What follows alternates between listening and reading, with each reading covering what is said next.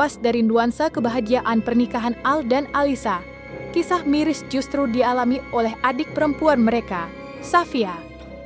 Belakangan ini, Safia menjadi sasaran hujatan netizen yang menyeretnya dalam pusaran permasalahan masa lalu antara sang ibu dan ayah. Safia yang tengah berada dalam proses pendewasaan harus menghadapi tekanan luar biasa dari opini publik yang seringkali tidak adil dan penuh prasangka. Ahmad Dhani, ayah mereka, tak tinggal diam menghadapi situasi ini. Melalui media sosial, ia mengunggah sebuah video menyentuh yang memperlihatkan momen kebersamaan Al dengan adiknya. Dalam video tersebut, terlihat jelas betapa Al begitu menyayangi Safia, bahkan memeluknya dengan penuh kasih sayang. Usut punya usut, secara tak langsung Ahmad Dhani menyiratkan kalau masa lalu tak sepatutnya menyeret Safia sebab kakaknya sendiri pun sangat menyayanginya. Kodarullah Fia Manilah ngikutin Safia dari kecil, selalu kado kesayangan kakak-kakaknya, Masya Allah. Tulis Ahmad Dhani dalam unggahan media sosialnya.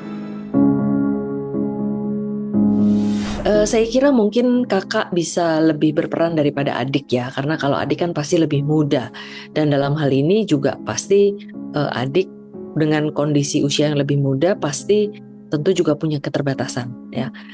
Tentu lebih berperan dan punya kesempatan lebih besar adalah kakak-kakak yang mungkin bisa lebih punya kesempatan, kemampuan, dan tentu saja bisa melindungi adiknya. Tapi ya kembali lagi, satu cara yang paling efektif sebenarnya sekali lagi membatasi penggunaan media sosial. Kemudian yang kedua tentu bisa dengan menggunakan jalur hukum.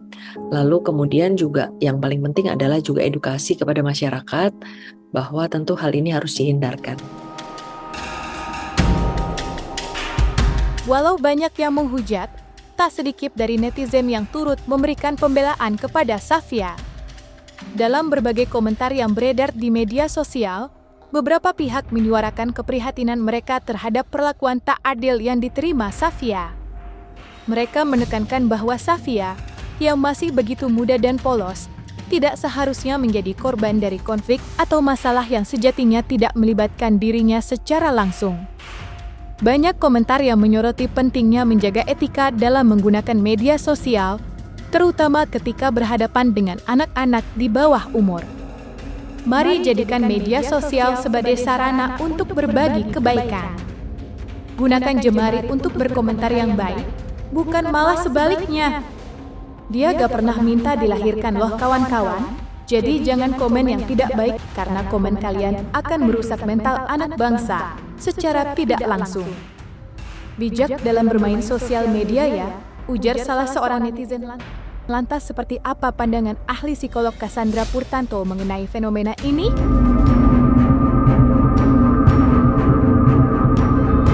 Ini yang agak sulit ya, karena kita ketahui bahwa orang-orang di Indonesia sangat erat dengan media sosial, lalu anak yang masih muda sekalipun bisa mengakses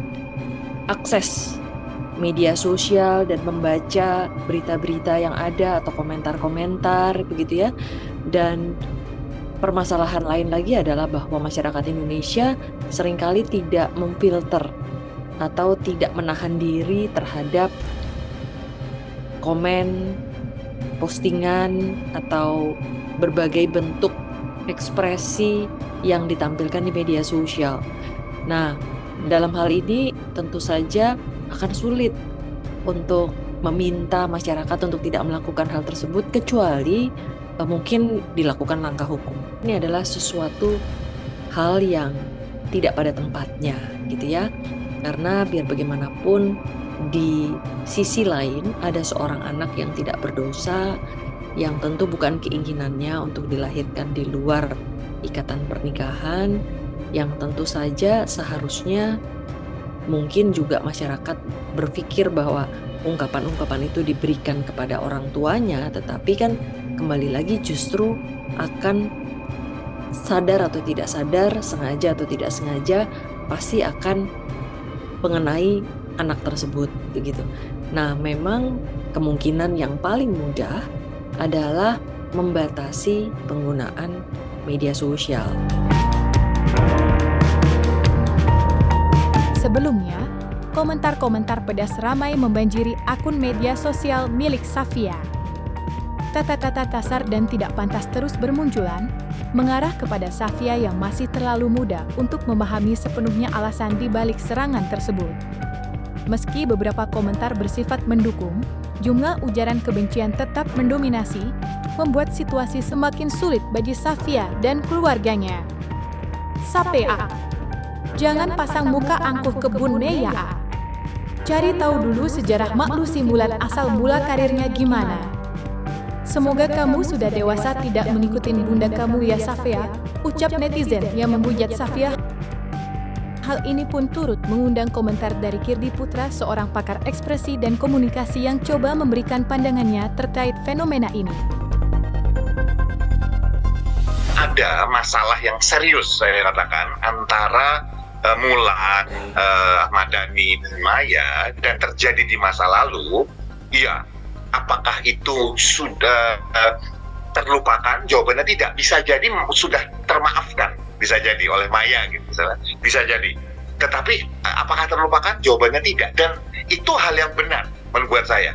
Karena kalau misalnya banyak orang menyatakan bahwa memaafkan itu sama dengan melupakan. Kalau Anda memaafkan dan melupakan, maka akan kejadian lagi hal seperti itu. Yang benar adalah memaafkan, nggak usah dilupain. Belajar dari masalah yang pernah terjadi itu. Nah, dalam hal ini bisa jadi Maya sudah selesai dengan dirinya, sudah memaafkan, nggak lupa. Ya nggak mau kemudian banyak berinteraksi aja, kan haknya dia ya. Tetapi netizen yang belum lupa dan belum memaafkan. Jadi akhirnya karena banyaknya netizen yang belum memaafkan dan melupakan dan suka drama dalam kehidupannya, akhirnya memproyeksikan drama tersebut di dalam tontonan yang dia lihat. Contohnya pada anaknya Ahmad Dhani dan Mulan gitu loh. Itu kalau kita bicara psikologi namanya bias persepsi, itu projection namanya. Jadi karena banyak orang yang hidupnya sudah nggak bahagia, nggak happy gitu dengan hidupnya, kemudian melihat kondisi yang tanda petik mirip-mirip nggak happy-nya waktu zamannya Ahmad Dhani sama Mulan sama Maya, kemudian itu dia pegang terus, padahal orangnya yang bermasalah itu sudah move on gitu, diproyeksikan ke anak-anaknya gitu loh. Jadi drama, jadi cerita fiksi bahwa merasa, oh ini bete, oh ini begini, oh begitu.